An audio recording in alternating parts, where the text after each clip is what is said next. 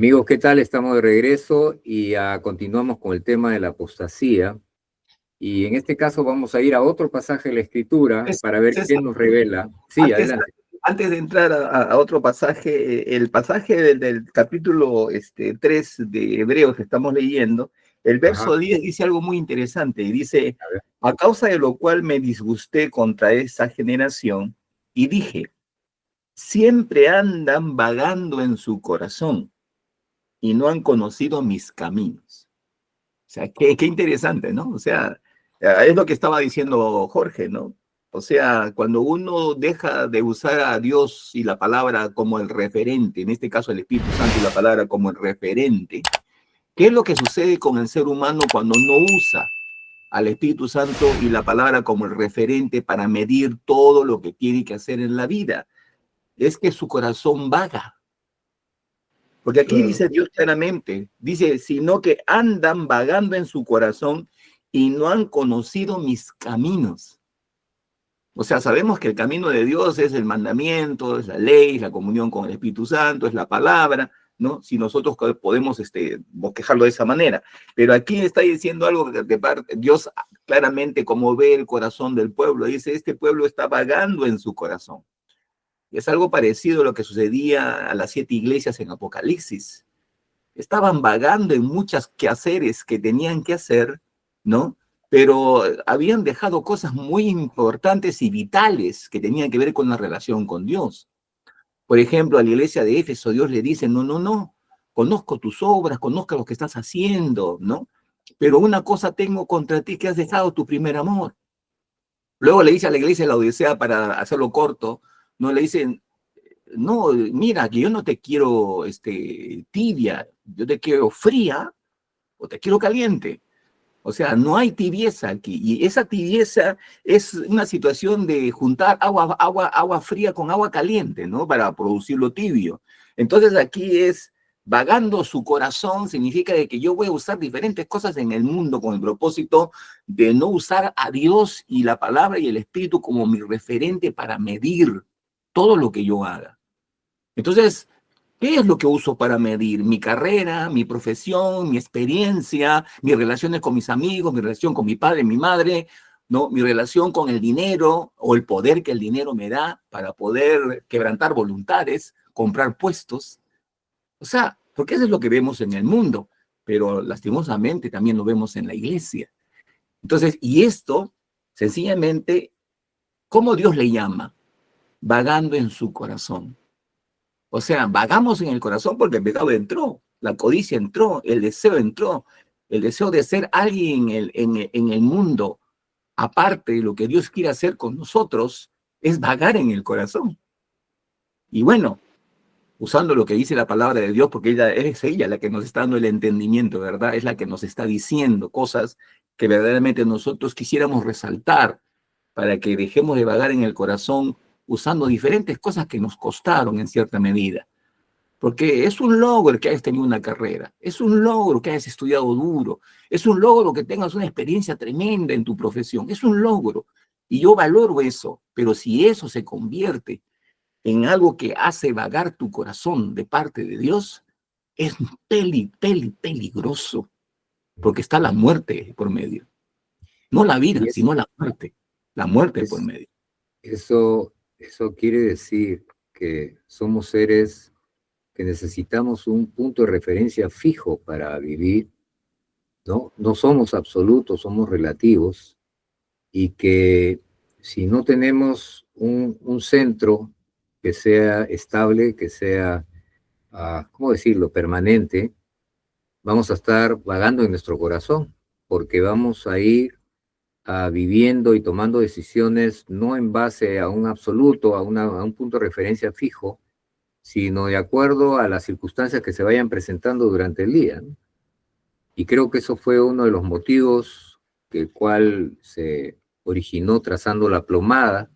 Recordarán que siempre dijimos que el nombre venía porque la plomada pues la usan los albañiles para tener una referencia de tal manera que cuando construyan un muro, este muro esté vertical. Si el albañil no usa plomada y solamente usa su visión, su inteligencia, o algo que viene de adentro, su intuición, pues el muro va a salir medio torcido. Entonces, ¿cómo se sabe de que el muro está derecho? Pues la plomada, que es una soguita con un peso abajo, va a estar siempre en vertical. Entonces, todo lo que esté paralelo a la plomada va a estar bien, va a estar en vertical. Y en ese sentido, la palabra de Dios es una plomada y nos sirve a todos para poder comparar si nuestras vidas están acorde o no con lo establecido por Dios. Y si no usamos esa plomada, que es, dice, los cielos y la tierra pasarán, pero la palabra de Dios nunca va a pasar porque es absoluta y es permanente, entonces vamos a estar en un camino torcido y, como dijo el pastor, vamos a estar divagando en nuestro corazón. Dale, Jorge. Sí, a propósito a propósito de la referencia, ¿no? De repente nos escuchas hablar en el programa y tú dices, ¿y cómo es eso? O sea, pero ya, ¿cómo puedo yo meterme a, a lo que ustedes están hablando? Cuando nosotros hablamos de, por ejemplo, la plomada que marca la verticalidad en una pared, ¿no? Cuando nosotros hablamos de la plomada, estamos hablando de, por ejemplo, de una forma de pensar correcta, ¿no?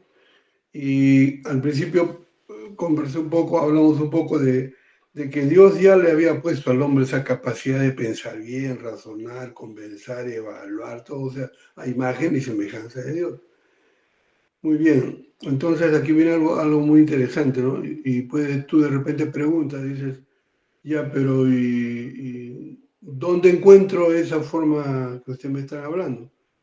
Y siempre los escucho de hablar la palabra, y nosotros, claro, entre cristianos y entre los que son de la comunidad evangélica, la palabra lo sabemos como la Biblia, ¿no? O sea, cuando decimos la palabra estamos hablando de la Biblia. Ahora, eh, los pensamientos que tú tienes por el pecado ya no son los que en un principio tenía el hombre, solamente pensamientos de bien, pensamientos buenos, o sea, los que Dios puso en el hombre. Ahora los pensamientos por el pecado ya pues son una sarta de cosas que hay, un chimichurri y un arroz con mango, como dice César. Y generalmente pues nos hacen dudar, nos hacen pensar tonterías, ¿no? Entonces cuando yo quiero pensar como piensa Dios, porque Dios también lo reclama eso, dice, creo que está en Isaías, dice, o Jeremías, porque mis pensamientos no son como tus pensamientos. O sea, no son. Y la pregunta sería, entonces, ¿dónde están los pensamientos de Dios? En la Biblia. Ahí están los argumentos de Dios. Ahí está la orientación de Dios. Ahí están las cosas que debemos hacer y las que no debemos hacer. Ahí está todo, todo. Entonces, cuando nosotros te hablamos de la referencia, te estamos hablando de la Biblia. Cuando nosotros estamos hablando de un hito, ¿sí? Estamos hablando de la Biblia. Y entonces cuando tú te llevas tu estilo de vida conforme a la Escritura o conforme a los pensamientos de Dios, pues te va a ir bien en todo. Te va a ir bien en todo. Y si preguntas por ahí, hermano, pero yo a toda, como dijo este hombre que habló con Jesús, todo eso lo he guardado en mi juventud, de repente tú puedes decir, hermano, pero yo todo eso lo vivo. ¿Y por qué no me va tan bien como yo espero? Bueno, con toda seguridad te puedo decir que estás combinando con alguna cosita por ahí, ¿no? Combinas todos los 80-90% de tu buena vida, de tus buenos pensamientos, los combinas con 3%, 2%, un 1% de pecaditos que tú dices, bueno, la mentira piadosa, por ejemplo, ¿no? Hay que Sí. mentirle O porque mentira blanca, ¿no? Hay una la mentira blanca. mentira blanca, pues, entonces, pero es que no sale, pues, hermano, si el negocio, si uno no puede, no miente. O como le voy a decir a mi abuelita, te vas a morir porque tienes cáncer. Tengo que decirle, bueno, ya tus años se van acabando, ¿no? Y uno se va poquito a poquito, hasta que uno se muere. Pero no le voy a decir que tiene cáncer, ni que la viejita pues está por dentro, está deshecha, ¿no?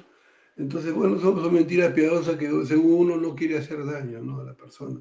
Pero de repente si le dice se pone a orar y la viejita se levanta como mejor que un joven. Entonces, cosas como esa. Entonces, cuando escuches la palabra, cuando escuches un hito, cuando escuches una referencia, es la palabra de Dios. Ahí está todo el contenido, ahí está todo el estilo de vida que Dios quiere que tú practiques, vivas. Y ahí está, y cuando tú adoptas eso para tu vida, pues no hay duda que valga, ¿no? Algo pasa, algo pasa en mí que no está pasando lo que estoy pidiendo, pero no en la palabra es infalible. La palabra de Dios dice que es viva, eficaz, más cortante que espada de dos filos, penetra el alma, discierne los pensamientos, las intenciones del corazón, y delante de esa palabra no hay nada que se pueda permanecer oculto. Así es la Biblia. Amén. Me estoy, Amén. Y el verso 4, fíjate que el verso 4, viendo lo que Jorge nos ha estado compartiendo, dice aquí el verso 4, verso 2 dice, porque también a vosotros se nos ha anunciado la buena nueva como a ellos, pero no les aprovechó el oír la palabra por no ir acompañada de fe en los que la oyeron. Qué tremendo. O sea, sí, ya, Moisés, ya te escuché, ya te escuché. O sea, como que estoy harto de tanto escuchar a Moisés que me tiene repetir. He estado leyendo los últimos libros de Números, Deuteronomio, Jueces, y encuentro una repetición continua, especialmente en Deuteronomio, donde Moisés repite lo que Dios le dijo que hiciera y lo que Dios le dijo que le dijera al pueblo judío desde Éxodo. Entonces encontramos que la gente en ese momento, pues en su carne, ya me cansé, ya tanto que escucho, ya es lo mismo, no. Pero la situación es de que ellos no estaban escuchando la palabra con fe. Y dice la palabra también en el capítulo 4, el verso 12, dice, porque la palabra de Dios es viva y eficaz y más cortante que toda espada de dos filos y penetra hasta partir el alma y el espíritu, las coyunturas y los tuétanos, y disciernen los pensamientos y las intenciones del corazón. Y no hay cosa creada que no sea manifiesta en su presencia. Antes bien, todas las cosas están desnudas y abiertas a los ojos de aquel a quien tenemos que dar cuentas. ¡Qué tremendo! ¡Wow! ¡Qué tal responsabilidad! Pero ojo, para que funcione el verso 12 hasta el verso 3 del capítulo 4 de Hebreos, necesitamos aplicar lo que dice el verso 2 del 4 de Hebreos. O sea, tenemos que escuchar la palabra con fe. Es lo que estaba diciendo Jorge, ¿no? Está triste porque ha salido esa teoría del cesacionismo, ¿no? Que ya los milagros, prodigios y señales ya no son necesarios porque ya la palabra ya está totalmente revelada. Por consiguiente, no necesitamos esas cosas. Pero Jorge dice, yo estoy triste porque yo quiero fe, yo creo en la Biblia, creo en que Dios es milagroso, creo que Dios hace milagros, prodigios y señales y creo que mi dedo se va a sanar por fe. Amén. Entonces, eso es palabra con fe. Mientras que los otros cesacionistas solamente es palabra, pero no está acompañada de la fe. Hay un motivo por el cual la palabra de Dios, la Biblia, no puede pasar, ni quedarse atrás, ni ya desactualizada, y es que la palabra de Dios es una persona. A diferencia de tantos libros escritos, que lo que leemos son pensamientos de una persona que escribe, o conclusiones, o lo que fuere, en el caso exclusivamente de la Biblia, dice que la palabra de Dios es una persona. El Evangelio de Juan empieza diciendo, en el principio era la palabra, y la palabra era Dios, y la palabra estaba con Dios, y está hablando de Jesús. Y a propósito de esto de que hemos estado hablando, ¿no? De tener el punto de referencia absoluto, recuerdo que hace muchos años fuimos con mi esposa a uno de estos lugares en la selva, no me acuerdo el nombre, cómo se llama, pero no me acuerdo, pero son unos lugares muy bonitos, donde uno va pues a tomarse algunos días a orillas del río y dentro de la selva, ¿no? Albergues se llaman, unos albergues. Y estando ahí, le cuentan a mi esposa que en un pueblito cercano había mucha cerámica, habían artesanos. Y mi esposa me dijo, vamos. Así que hablamos con el administrador del albergue y le decimos, oye, nos gustaría ir acá. Ya, perfecto, le dice, pero necesitan ir con un guía porque hay que ir del otro lado de la selva, ¿no? Así que nos levantamos temprano, pues, a la expectativa y nos enseñan a un niño de 8 años, que era nuestro guía. Y, y resulta que había que cruzar por una selva que no tenía, pues, camino, no había nada, simplemente era la pura selva. Y nos asustamos un poco porque dijimos, oye, este es un niño de 7 años, ¿qué seguridad tenemos de cruzar al otro lado y no perdernos todos ahí en la selva? No, dice, el niño va y viene todos los días, él conoce el camino.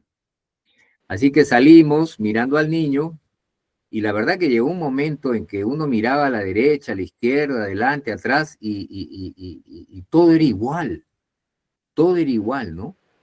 Y estando en ese caminar, lo único que nos quedaba era mirar al niño y seguirlo de cerca. Y hubo un momento en que mi esposa me dice, oye, mira qué bonito esa plantita. Y ella se desvía un poco no del camino, porque no había camino, ¿no? En medio de los árboles seguía, ¿ya? Y se va hacia un lado, y bueno, yo he trabajado mucho en selva, entonces ya había aprendido de que uno no puede dejar de mirar el punto de referencia, porque uno se pierde ese sentido de orientación. Entonces me quedé parado ahí, le dije, ven, ven, le digo, y la miraba a ella, y al mismo tiempo miraba al niño, y le decía, espérate un rato, no camines. Entonces yo veía 2 puntos de referencia, mi esposa a un lado y el camino, el niño en el otro, ¿no? Pero no me movía, porque si yo me movía hacia mi esposa, perdía el punto de referencia. Bueno, al final, gracias a Dios, mi esposa me entendió, se acercó y continuó, y pasamos al otro lado, ¿no? Muy bien, no hubo ningún problema, ¿ya? Pero ahí, mientras caminaba, me acordé de ese pasaje de la Escritura que el Señor Jesucristo decía, yo soy el camino. Yo nunca había entendido hasta esa oportunidad qué significa que una persona sea tu camino. Y es que es la persona que tienes que seguir en medio de un lugar donde no hay puntos de referencia, no hay absolutos. Entonces, ¿cómo tú sabes que estás rumbo a algo que es bueno para ti? Ni siquiera bien bueno para otros, bueno para ti. ¿Cómo lo sabes si no tú sabes el camino? Entonces, la verdad que fue una ilustración muy buena para mi vida, poder pasar esa experiencia y de la manera que en la selva, los que hayan tenido la oportunidad de atravesar selva, se van a dar cuenta que lo que digo es muy cierto, uno pierde el sentido de orientación, lo pierde totalmente. Es igual que el desierto. En una oportunidad tuve que atravesar un desierto y llegó un punto en que no sabía dónde estaba, hacia dónde era adelante, hacia dónde era atrás, porque uno necesita como ser humano tener puntos de referencia. Y para la vida espiritual, ni qué decir. En ese sentido, sí, la verdad es que es fundamental. Bien, entonces continuamos con la siguiente porción de escritura, ¿les parece? Para poder, volvemos otra vez a lo que ¿Cuánto estábamos tiempo nos tratando. queda? ¿Perdón? ¿Cuánto tiempo nos queda? Nos queda 7 minutos. Todavía. ¿Sí? Vamos avanzando en esta porción. Ya, y les recuerdo a los que nos están escuchando de que en el programa pasado estábamos hablando de la apostasía y esta es la continuación del mismo programa. La apostasía hemos visto unos pasajes que nos daba cierta ilustración de la revelación que da Dios sobre ese tema y ahora vamos a leer en 1 Timoteo 4 y también vamos a leer los 3 primeros versículos, el 1, 2 y 3. Y acá también recibimos revelación de parte de Dios a través de su palabra, la palabra de Dios absoluta, que dice lo siguiente: pero el Espíritu dice claramente que en los últimos tiempos algunos se van a apartar o apostatar o dejar la fe, se apartarán de la fe, prestando atención a espíritus engañosos y a doctrina de demonios. Con hipocresía hablarán mentira, teniendo cauterizada la conciencia. Prohibirán casarse, mandarán abstenerse de los alimentos que Dios creó, para que con acción de gracias participen de ellos los que creen y los que han conocido la verdad. Vamos al verso 1 para extraer algunos principios y vamos conversando. Dice así: otra vez, igual que el pasaje de Hebreos que vimos en el programa pasado, en este caso en 1 Timoteo 4 tenemos un aviso, una alerta. En el otro decía, miren hermanos, como diciendo, les voy a decir algo. Acá dice, el Espíritu dice claramente, el Espíritu quiere hablar algo, quiere revelarnos algo. Dice, en los últimos tiempos, algunos, no dice todos, algunos se van a apartar o a apostatar de la fe.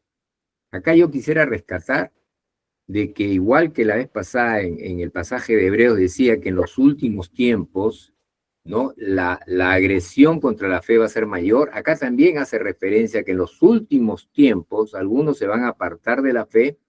¿Y de qué manera? Fíjense a qué parecido, qué similar a Hebreos 3 que estuvimos meditando en el programa pasado. ¿Cómo se van a apartar de la fe? Prestando atención a espíritus engañadores, escuchando espíritus engañadores y a doctrina de demonios. Entonces, como decíamos en los pasajes anteriores, lo importante que es continuamente estar congregándose, reuniéndose, no solamente cultos formales, en casas, en grupos, reuniéndose en medio de creyentes, hablando las cosas de Dios, porque depende de lo que oímos y se va forjando nuestra fe.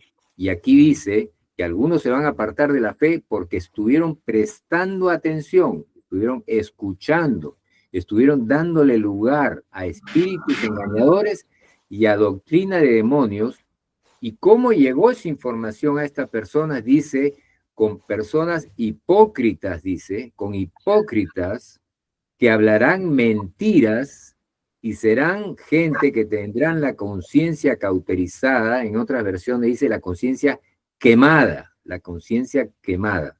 Entonces, el enemigo va a utilizar personas que ya han permitido doble vida, porque dice hipócritas. El hipócrita es una persona que de la boca hacia afuera dice algo en su rostro, pero en su interior es todo lo contrario. Y está hablando de gente que está hablando de temas de fe, pero ya no con doctrina de la palabra de Dios o doctrina del Espíritu Santo, sino dice con doctrina de demonios, dice. Entonces, hay gente que le ha dado cabida a tanta mentira y se han vuelto hipócritas porque tienen doble cara y su conciencia dice que ha sido quemada. Y cuando habla de una conciencia quemada, está hablando de que ya no es sensible a la voz del Espíritu Santo. Porque ¿quién es el que nos va a decir, hoy estás mal? ¿Quién es el que nos va a dar conciencia de pecado? Solo es el Espíritu Santo, eso es lo que revela la Escritura. Entonces, ¿qué pasa cuando mi conciencia, que es la única que puede ser sensible a la voz de Dios, se encuentra quemada o cauterizada? Pues ya no hay vuelta atrás, ya no hay forma de que podamos darnos cuenta que estamos mal, ¿no? Entonces, qué importante es esto de guardar nuestra conciencia de tal manera de que no llegue a estar en ese extremo quemada y como dice la Escritura también, el Señor Jesucristo en forma individual dijo, en algún caso, de que todo pecado de un ser humano será perdonado. Pero dice que el que blasfema o el que habla en contra del Espíritu Santo no será perdonado en este tiempo y tampoco en el tiempo futuro. Entonces, ¿qué es lo que está diciendo? Que tú puedes pecar contra cualquier cosa y de alguna manera, mientras tengas conciencia, he hecho mal, he hecho mal, voy a arrepentirme, voy a volver, voy a reflexionar, pues tienes alguna salvación, tienes oportunidad de salvación. Pero si estás rebelándote contra el único que te va a dar convicción de pecado, entonces ya no hay forma de que puedas regresar de la línea que has pasado, ¿no es cierto? Esto es lo que nos está advirtiendo la Escritura. Y bueno, hasta aquí porque nos va a ganar en este momento el tiempo. Hermanos, comenten sobre este pasaje y ya para otro programa podemos continuar con este tema. Y Es realmente interesante que aquí ya no estaban vagando, ¿no? En su corazón. Dice la palabra, como le vimos anteriormente, que estaban vagando en su corazón. Y aquí lo que encontramos es que ya no están vagando en su corazón, porque ellos están creyendo algo que tiene que ver con doctrina de demonios, ¿no? Y con espíritus engañadores. Verdaderamente ya estas personas han accedido a ello por causa de que han estado escuchando a ciertas personas, ciertos personajes, sea el medio que sea, o sea, puede ser televisión, internet, etcétera, etcétera, que son prácticamente hipócritas. Porque estas personas hipócritas son las que han estado prácticamente engañando a todas estas personas que las han escuchado, porque estas personas hipócritas, ¿no? Que son mentirosos, son los que tienen la doctrina de demonios y son los que tienen los espíritus engañadores. O sea, eso es lo que estamos mirando aquí, de acuerdo a lo que está leyendo el texto. Dice, pero el Espíritu dice claramente que en los postreros tiempos, en este caso nuestros tiempos, dice, algunos apostatarán de la fe, ¿no? ¿Por qué? ¿Por qué van a apostatar de la fe? Dice, escuchando a espíritus engañadores y a doctrina de demonios. O sea, ¿cómo los escuchan a los demonios? ¿Cómo los escuchan esos espíritus engañadores? O sea, es que está en su cuarto durmiendo y de repente viene un demonio y le habla. No, dice aquí en el verso 2, dice, por la hipocresía de mentirosos que teniendo cauterizada la conciencia, dice. O sea que esas personas, en este caso, entre comillas, predicadores, entre comillas, diferentes ministerios que puedan llamarse, etc., etc., ¿no? Son personas hipócritas y mentirosas que tienen influencia demoníaca, ¿no? Y que tienen doctrina demoníaca, en las cuales están prácticamente llevando a mucha gente a la apostasía. Hay un texto donde dice, no, hay de aquellos que hacen caer a mi niño, dice la Biblia, ¿no? Si no mal recuerdo. Sí, así dice. Un niño, si es un niño, entonces significa que no tiene mucho conocimiento, y quien tiene más conocimiento dice que lo está buscando hacer caer al niño. Ajá. Entonces la Biblia dice de que mientras que el heredero es niño, necesita estar bajo tutores y cuidadores. Pero ¿qué tutores y cuidadores? Como los mentirosos y los hipócritas que nos está hablando este texto de 1 Timoteo capítulo 4. No, son hombres y mujeres que tienen que haber pasado por esa transformación de Dios, de tal manera que ahora están brindando no solamente una palabra o una guianza, sino que también la viven. Son testimonio vivo de aquello en la cual están predicando. Y eso es lo que nosotros estamos careciendo de ver. Porque yo puedo escuchar un mensaje de una prédica en internet, pero yo no estoy mirando la vida de ese predicador. Yo puedo escuchar a esa dama que está predicando el evangelio, pero yo no conozco la vida de esa dama en su casa, con su marido y con sus hijos. O sea, nosotros ahora no tenemos mucho de qué ver. Escuchamos muchas cosas en internet, escuchamos muchas cosas en la televisión, pero no sabemos a ciencia cierta la vida, cómo la están llevando, si es en el referente bíblico o es en cualquier cosa. Bueno, lamentablemente nos ha ganado la hora. La verdad que tenemos mucho más por ver. Estamos pensando que el siguiente programa va a ser una continuación de este, así que estemos en contacto. Y bueno, nos despedimos, que Dios los bendiga y estaremos con ustedes la próxima semana. Chao, chao.